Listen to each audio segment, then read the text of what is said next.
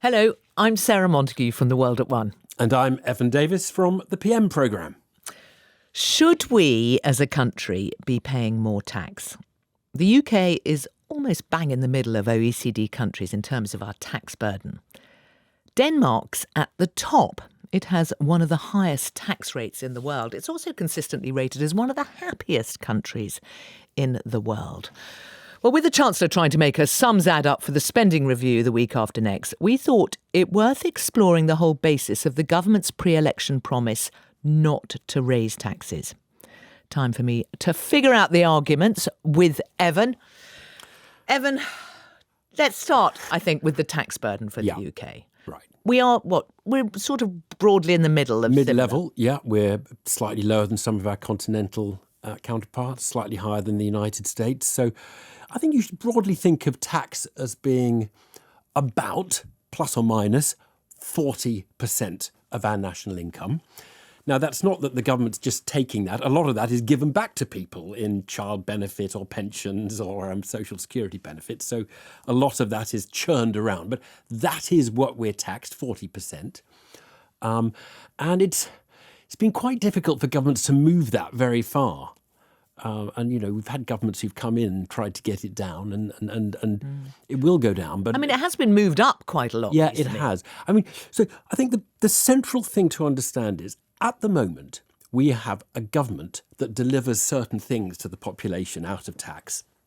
And those things are quite heavily focused or driven by old people. So most notably the state pension and health spending, and indeed pensions for public sector workers, former public sector workers. And the more old people you have, naturally, public spending tends to be pushing upwards because you're paying out more pensions and you're having to spend more on healthcare just to stand still. And this is why I think when you look at the very long-term projections, and there's a lot of uncertainty in them, but the Office for Budget Responsibility, bless them, do these very long-term projections. They say, if we just stuck with the existing tax policy and existing public spending delivery, what would happen to our economy over the next 25 years? And they do find that, you know, there's a big deficit, that basically as the population ages, as we invest more in climate change, and there are one or two other things as well, you know, something doesn't add up. Because Okay, so what about the argument, though, that actually it's just all working incredibly inefficiently? The Doge argument. Yeah. Well, I think this is, you know, it's a perennial argument, and it's a very credible argument, because you all look at bits of the public sector that you interact with and think, surely they could do that better, and do they need to dig up the road 3 times in the you know, within five months of each other? All of that.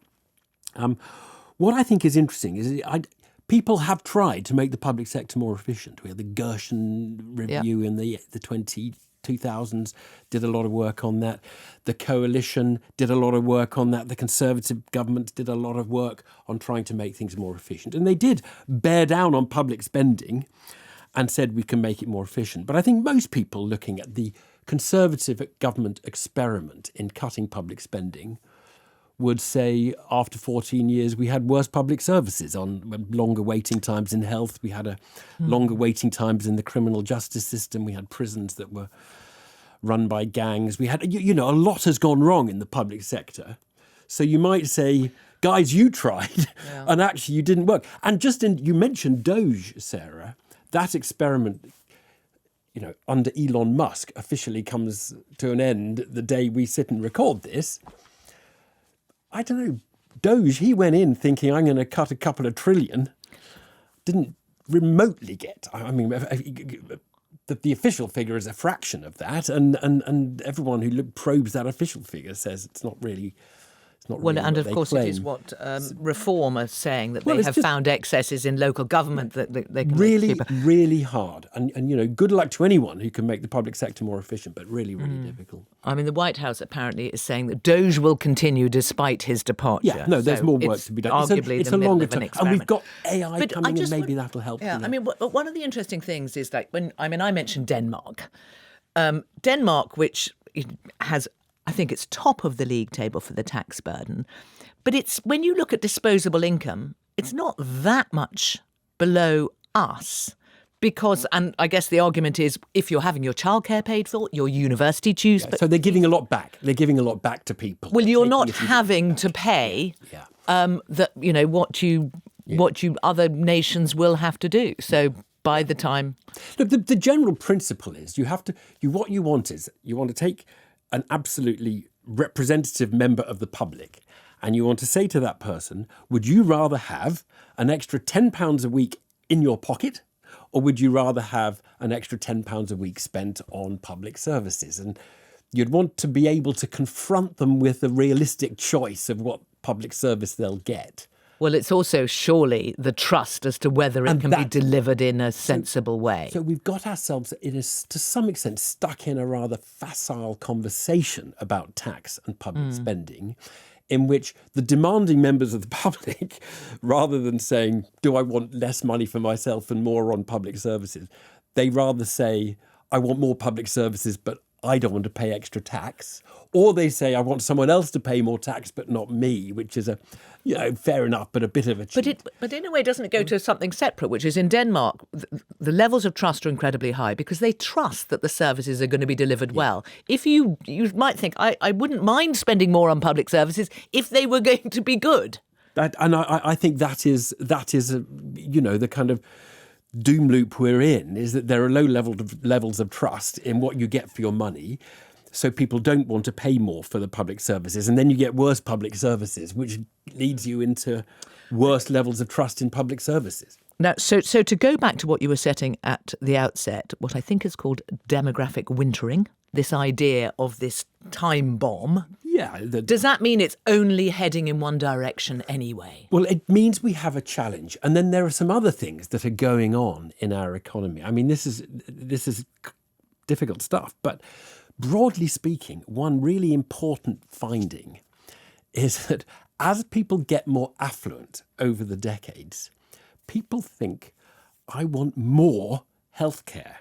And they want more of the stuff government does. So they don't think, when your income doubles, you probably don't want to eat twice as many chocolate bars as you did before, but you do want at least twice or more times the healthcare. So you've got that, which is a kind of endless pressure on public services. Our expectations for things like health and education rise faster than our incomes do. So as we, over the decades, get richer, rather than saying, great, we're richer, we can pay for the NHS now, it's like, we're richer, we want more NHS. And that's a real problem. And the argument, of course, going on here at the moment is whether there are ways you can raise taxes without the government breaking its rules on taxes on working people. But when you look at places where the tax burden is high, it isn't paid by the higher earners, is it? You probably can get some more money from higher earners, but you don't want very high. I mean, the sort of simple rule is you don't want really high rates of tax on very high earners, because that begins to mean they'll put most of their effort into avoiding the tax rather than delivering the enterprise and work which you want them to do. But higher tax countries differ most from the UK in tax rates on the middle earners, I think rather than the high earners. You can't make a very big difference, probably, without hitting middle income earners. I think that's accepted. And one of the things we have in this country, which is a little unusual for the continent, is a zero rate of VAT on a huge swathe of things, food, children's clothes, etc., where they will have a VAT. There's one other... You mean Denmark? Denmark has 25% VAT. But they will not have a zero rate on food. I mean, they'll be paying VAT on everything.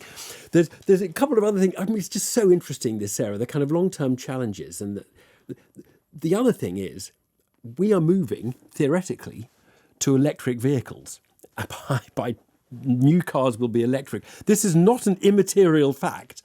If you're a Chancellor and you get £25 billion a year from taxes on petrol.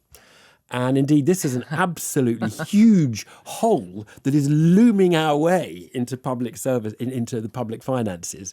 And serious people are saying, guys, think about that now, because, it's not that far off and you won't be getting any revenue. That's a loss of about 1% of our whole national income. So there's a lot going on. And if people want good public services, yes, we'll have to go for efficiencies. But we do just have to, in a sense, align our expectations of what we get from the state with what we're willing to pay. Evan, thank you very much.